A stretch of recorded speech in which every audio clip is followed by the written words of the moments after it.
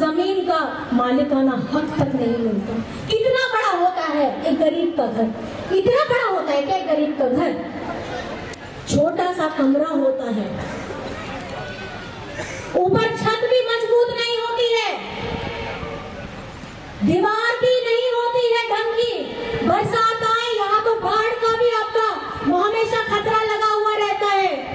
बाढ़ आए तो कहीं ना कहीं पानी के द्वारा सांप बिच्छू करके अंदर ना घुस जाए। घर पे एक मजबूत खाट नहीं होती, घर में एक मजबूत चूल्हा नहीं होता। ये दर्द है यहाँ के मजदूर भाइयों का, ये दर्द है यहाँ के टी ट्राइब का, यहाँ के आदिवासियों का। ये किसी ने समझा नहीं। अंग्रेज तो चले गए, लेकिन अंग्रेज के स्वरूप में यहाँ पे सत्ता में बैठे लोगों ने भी वही व्यवहार किया है, तो इनमें और अंग्रेजों में कोई फर्क नहीं है।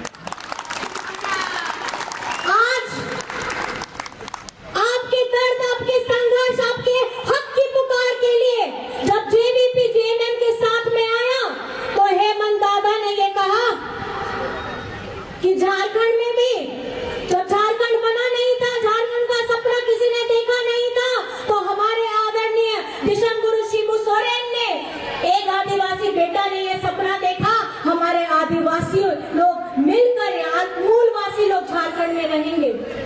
संघर्ष किया, लाठियां खाई, सर फूटा, कितने परिवार के कितने सारे लोग बिछड़ गए, कई लोगों ने अपनी आहुतियां दे दी, जेल चले गए, पूरा जीवन संघर्ष में चला गया।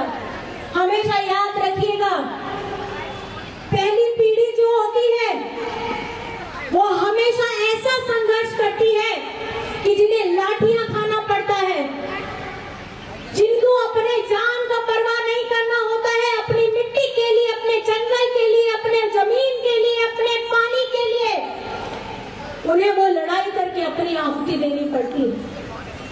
तो दूसरा जो पीढ़ी होता है वो संघर्ष करके उसको और आगे बढ़ाता है, ताकि उसके सामने जो जिम्मेदारियां थी उसके बड़े लोग, वो जिम्मेदारी को आह्वान करना होता है। वैसे लोग का जीवन भी इसी तरीके से अपने परिवारों से दूर हो जाता है, वो लड़ते हैं और संघर्ष करते हैं।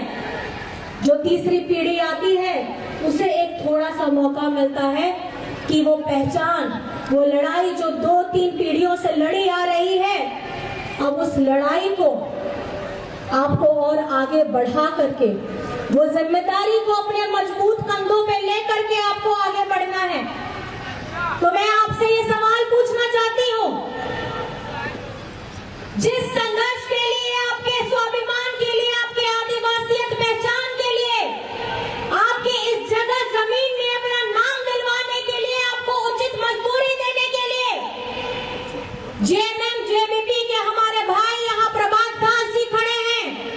मैं आपसे अपील करना चाहती हूँ, लेकिन अपील करने से पहले मैं ये सवाल पूछना चाहती हूँ कि क्या आप हमारे साथ में हैं कि नहीं है?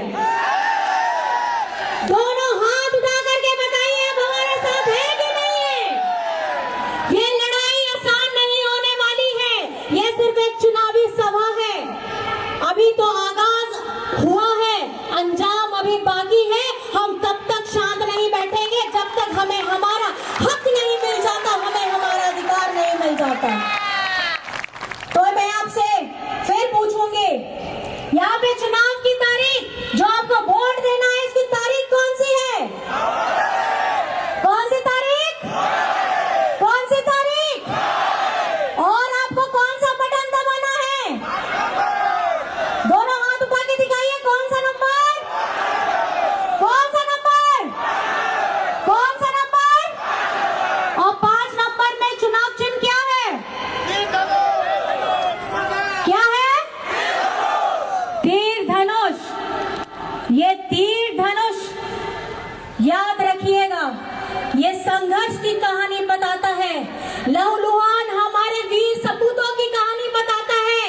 ये कहानी बताता है कि ये आपका जीवन इतना आसान से बीतने वाला नहीं है।